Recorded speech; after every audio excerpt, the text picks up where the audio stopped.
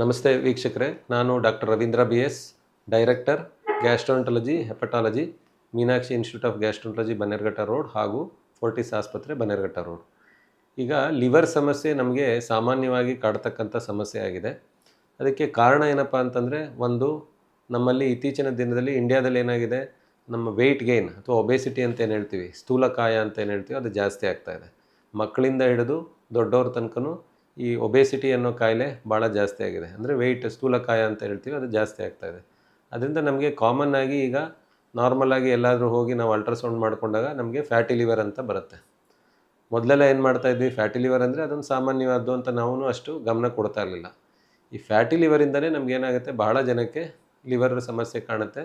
10 ವರ್ಷ, 15 ವರ್ಷ, 20 ವರ್ಷ ಆದಮೇಲೆ ಫ್ಯಾಟಿ ಲಿವರ್ನಲ್ಲೇ ನಮಗೆ ಲಿವರ್ ಫೈಬ್ರೋಸಿಸ್ ಅಂತ ಆಗುತ್ತೆ. ಅಂದರೆ ಲಿವರು ಸಣ್ಣ ಆಗುತ್ತೆ. ಅದಾದಮೇಲೆ ಕೆಲವರಿಗೆ ಅದೇನೇ ಮುಂದೆ 15, 20, 25 ವರ್ಷ ಆದಮೇಲೆ ಲಿವರ್ ಸಿರೋಸಿಸ್ ಅಂದರೆ ಲಿವರೇ ಫೇಲ್ ಆಗುತ್ತೆ. ಇದು ಸಾಮಾನ್ಯವಾಗಿ ಬರ್ತಕ್ಕಂಥ ಕಾಯಿಲೆ ಆಗಿದೆ. ಇನ್ನೊಂದು ಕಾಮನ್ ಆಗಿ ನೋಡ್ತಕ್ಕಂಥದ್ದು, ಲಿವರ್ನಲ್ಲಿ ವೈರಸ್ ಸೇರಿಕೊಳ್ಳುತ್ತೆ. ಅದಕ್ಕೆ ನಾವು HBsAg ಅಂತ ಹೇಳ್ತೀವಿ, ಅಥವಾ ಹೆಪಟೈಟಿಸ್ B ಅಂತ ಹೇಳ್ತೀವಿ. ಅದೇ ರೀತಿ ಇನ್ನೊಂದು ವೈರಸ್ ಇದೆ, ಹೆಪಟೈಟಿಸ್ C ಅಂತ. ಈ ವೈರಸ್ನಿಂದಲೂ ಆಲ್ಮೋಸ್ಟ್ ಇಂಡಿಯಾದಲ್ಲಿ 100ರಲ್ಲಿ 2 ಜನಕ್ಕೆ ಅಥವಾ 100ರಲ್ಲಿ 4 ಜನಕ್ಕೆ ಈ ಕಾಯಿಲೆ ಇದೆ. ಎಸ್ಪೆಷಲಿ ಹೆಪಟೈಟಿಸ್ C 100ರಲ್ಲಿ ಒಬ್ಬರಿಗೆ ಕಾಯಿಲೆ ಇದೆ. ಇದರಿಂದಾಗಿ ಈ ವೈರಸ್ ಏನು ಮಾಡುತ್ತೆ, ನಮಗೆ ಯಾವುದೇ ರೀತಿ ಸಿಮ್ಟಮ್ ಇರಲ್ಲ, ಜಾಂಡೀಸ್ ಬರಲ್ಲ, ಏನೂ ಇರೋದಿಲ್ಲ.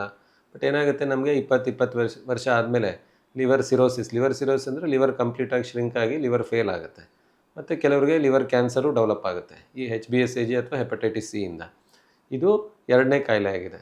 ಮತ್ತು 3ನೇದು ಮದ್ಯ ಸೇವನೆ ಅಂದರೆ ಆಲ್ಕೋಹಾಲ್. ಇದರಿಂದಾಗಿ ಲಿವರ್ ಭಾಳ ಡ್ಯಾಮೇಜ್ ಆಗ್ತಾ ಇರುತ್ತೆ. ಅದರಿಂದ ನಮಗೆ ಲಿವರ್ ಸಿರೋಸಿಸ್ಸು, ಲಿವರಲ್ಲಿ ಜಾಂಡೀಸ್ ಬರೋದು, ಆಮೇಲೆ ಲಿವರ್ ಫೇಲ್ ಆಗೋದು, ಲಿವರ್ ಕ್ಯಾನ್ಸರ್ ಆಗೋದು, ಇದು ಸಾಮಾನ್ಯವಾಗಿ 3ನೇ ಒಂದು ಕಾರಣ.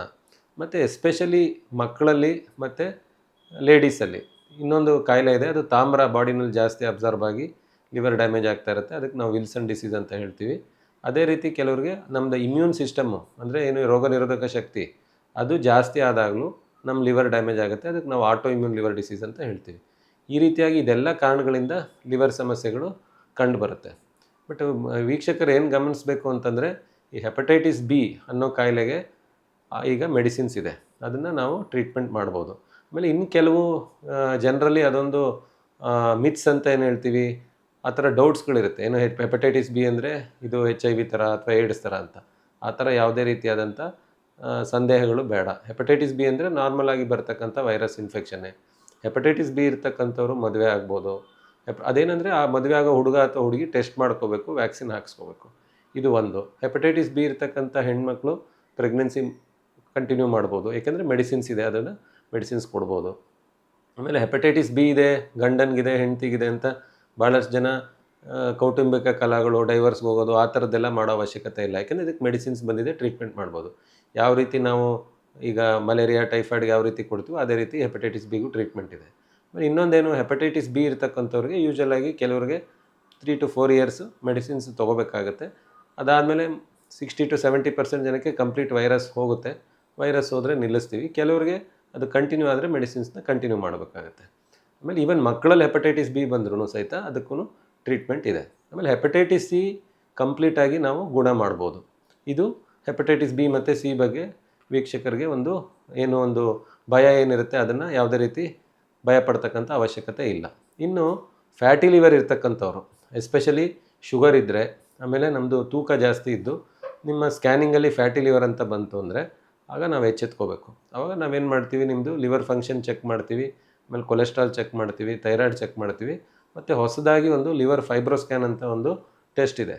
ಅದರಲ್ಲಿ ಏನಾಗುತ್ತೆ, ನಮ್ಮದು ಲಿವರು ಎಷ್ಟು ಮಟ್ಟಿಗೆ ಡ್ಯಾಮೇಜ್ ಆಗಿದೆ ಅಂತ ಗೊತ್ತಾಗುತ್ತೆ. ಲಿವರ್ ಫೈಬ್ರೋಸಿಸ್ ಏನಾದರೂ ಇತ್ತು ಅಂದರೆ ಅದಕ್ಕೂ ಸಹಿತ ಮೆಡಿಸಿನ್ಸ್ ಇದೆ. ಅದರಿಂದ ನಾವು ವೆಯ್ಟ್ ಕಡಿಮೆ ಮಾಡ್ಕೋಬೇಕು, ಡಯಟ್ ಎಕ್ಸರ್ಸೈಸ್ ಮಾಡಬೇಕು, ಆಮೇಲೆ ಮೆಡಿಸಿನ್ಸ್ ತೊಗೊಳ್ಳೋದ್ರಿಂದ ಈವನ್ ಲಿವರಲ್ಲಿ ಇರ್ತಕ್ಕಂಥ ಫ್ಯಾಟ್ನ ಕರಗಿಸ್ಬೋದು.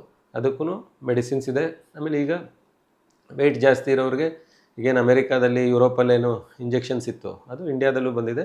ಬಟ್ ಭಾಳ ಕಡಿಮೆ ಪ್ರೈಸಸ್ಗೂ ಆ ಮೆಡಿಸಿನ್ಸ್ ಬಂದಿದೆ. ಅದರಿಂದ ಇಂಜೆಕ್ಷನ್ಸ್, ವಾರಕ್ಕೊಂದು ಇಂಜೆಕ್ಷನ್ಸ್ ಬರುತ್ತೆ. ಅದ್ರಲ್ಲಿ ವೆಯ್ಟು ಕಡಿಮೆ ಆಗುತ್ತೆ, ಫ್ಯಾಟಿ ಲಿವರು ಕಡಿಮೆ ಆಗುತ್ತೆ. ಬಟ್ ಅದಕ್ಕೂ ಮೇಯ್ನ್ ಏನಪ್ಪ ಅಂತಂದರೆ, ಕೆಲವು ಟೆಸ್ಟ್ಗಳನ್ನ ಮಾಡಿ ಆ ರೀತಿಯಾದಂಥ ಒಂದು ಇಂಜೆಕ್ಷನ್ಸ್ನ ಕೊಡೋದ್ರಿಂದ ಲಿವರ್ ಫ್ಯಾಟು ಮತ್ತು ನಮ್ಮದು ಒಬೇಸಿಟಿ ಅಥವಾ ವೆಯ್ಟು ಕಡಿಮೆ ಆಗುತ್ತೆ. But most important fatty liver ಇರ್ತಕ್ಕಂಥವ್ರು ಡಯಟ್ನ ಮಾಡಲೇಬೇಕು. ಅದರಲ್ಲೇನು ಊಟ ಟೈಮ್ ಫಿಕ್ಸ್ ಮಾಡಿ 10 ಗಂಟೆಗೆ ಊಟ ಮಾಡಿ ಮತ್ತು 6ರಿಂದ 7 ಗಂಟೆಗೆ ಡಿನ್ನರ್ ತೊಗೊಳ್ಳಿ.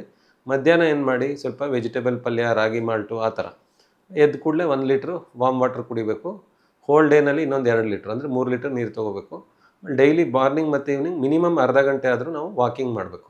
ಆಮೇಲೆ ಮಸಲ್ ಸ್ಟ್ರೆಂಥನಿಂಗ್ ಎಕ್ಸರ್ಸೈಸ್ ಅಂತ ಹೇಳ್ತೀವಿ. ಅಂದರೆ ಡಂಬಲ್ಸ್ ಆಗಲಿ ಅಥವಾ ನಾವು ಸಿಟ್ಟಿಂಗ್ ಆ್ಯಂಡ್ ಸ್ಟ್ಯಾಂಡಿಂಗ್ ಅದನ್ನು ಮಾಡೋದ್ರಿಂದನೂ ಅಥವಾ ಮೆಟ್ಲು ಹತ್ತೋದು, ಇದರಿಂದ ನಮ್ಮ ಮಸಲ್ ಸ್ಟ್ರೆಂತ್ ಆಗುತ್ತೆ. ಇದನ್ನು ಮಾಡ್ಕೊಳ್ಳೋದ್ರಿಂದ ಅಂದರೆ ಒಂದು ಡಯಟು, ಎರಡನೇದು ಎಕ್ಸರ್ಸೈಸು.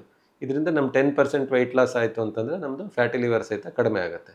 ಆಮೇಲೆ ಆಟೋ ಇಮ್ಯೂನ್ ಡಿಸೀಸ್ಗೆ ಮತ್ತು ಕಾಪರ್ ಡಿಸೀಸ್ಗೆ ಮೆಡಿಸಿನ್ಸ್ ಇದೆ, ಅದನ್ನು ನಾವು ಕಂಡುಹಿಡಿದು ಚಿಕಿತ್ಸೆ ಕೊಡಬೇಕಾಗುತ್ತೆ.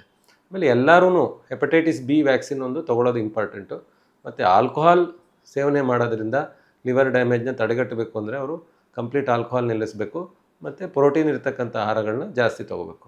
ಇದರಿಂದಾಗಿ ಈವನ್ ಆಲ್ಕೋಹಾಲಿಕ್ ಇದ್ರೂ ಫಸ್ಟ್ ಸ್ಟೇಜು ಸೆಕೆಂಡ್ ಸ್ಟೇಜಲ್ಲಿ ನಾವು ಡ್ರಿಂಕ್ಸ್ ಮಾಡಿ ಲಿವರ್ ಡ್ಯಾಮೇಜ್ ಮಾಡ್ಕೊಂಡಿದ್ರು ಅದನ್ನು ನಾವು ಮೆಡಿಸಿನ್ಸ್ನ ಕರೆಕ್ಟಾಗಿ ತೊಗೊಂಡು ಆಲ್ಕೋಹಾಲ್ನ ನಿಲ್ಲಿಸೋದ್ರಿಂದ ಆಲ್ಕೋಹಾಲಿಂದ ಬರ್ತಕ್ಕಂಥ ಜಾಂಡೀಸ್ನು ಸಹಿತ ನಾವು ಟ್ರೀಟ್ಮೆಂಟ್ ಮಾಡ್ಬೋದು, ಅದನ್ನು ರಿವರ್ಸ್ ಮಾಡ್ಬೋದು. ಬಟ್ ಒಮ್ಮೆ ನಾವು ಲಿವರ್ ಸಿರೋಸಿಸ್ ಆದರೆ ಆಮೇಲೆ ನಾವು ಅದಕ್ಕೆ ಟ್ರೀಟ್ಮೆಂಟ್ ಮಾಡೋದು ಕಷ್ಟ ಆಗುತ್ತೆ. ಯಾಕೆಂದರೆ ಲಿವರ್ ಸಿರೋಸಿಸ್ ಆದಮೇಲೆ ಹೊಟ್ಟೆಲಿ ನೀರು ಸೇರುತ್ತೆ, ಬ್ಲಡ್ ವಾಮಿಟ್ ಆಗುತ್ತೆ, ಕಿಡ್ನಿ ಪ್ರಾಬ್ಲಮ್ ಬರುತ್ತೆ, ಕೋಮಾಕ್ಕೆ ಹೋಗ್ತಾರೆ ಮತ್ತು ಲಿವರ್ ಕ್ಯಾನ್ಸರ್ ಬರೋ ಸಾಧ್ಯತೆ ಬರುತ್ತೆ. ಆ ಥರ ಸಿಚುವೇಶನ್ಗೆ ಹೋದರೆ ಆವಾಗ ಲಿವರ್ ಟ್ರಾನ್ಸ್ಪ್ಲಾಂಟ್ ಒಂದೇ ದಾರಿ. ಅದರಿಂದ ನಾವೇನು ಹೆಲ್ತಿ ಲೈಫ್ ಸ್ಟೈಲ್ ಮೇಯ್ನ್ ಏನು ಡಯಟು, ನೀರು ಕುಡಿಯೋದು, ಬೆಳಗ್ಗೆ 1 ಲೀಟ್ರ್ ನೀರು ಕುಡಿಯೋದು, 8, 2, 7 ಟೈಮ್ ಫಿಕ್ಸ್ ಮಾಡ್ಕೊಳ್ಳೋದು, ದಿನ ನಮಗೋಸ್ಕರ ಒಂದು ಅರ್ಧ ಗಂಟೆ 1 ಅವರ್ ಟೈಮ್ನ ನಾವು ಸ್ಪೆಂಡ್ ಮಾಡಿ ವಾಕಿಂಗ್ ಎಕ್ಸರ್ಸೈಸ್ ಮಾಡ್ತಕ್ಕಂಥದ್ದು, ನೋ ಸ್ಮೋಕಿಂಗ್, ನೋ ಆಲ್ಕೋಹಾಲ್, ಇದನ್ನು ಮಾಡಾದ್ಮೇಲೆ ಹೆಪಟೈಟಿಸ್ ಬಿಗೆ ವ್ಯಾಕ್ಸಿನ್ ತೊಗೊಳ್ಳೋದು. ಇದನ್ನು ಮಾಡೋದ್ರಿಂದ ನಮ್ಮ ಲಿವರ್ನ ಆರೋಗ್ಯವನ್ನು ನಾವು ಕಾಪಾಡ್ಕೋಬೋದು. ನಮಸ್ತೆ ವೀಕ್ಷಕರೇ.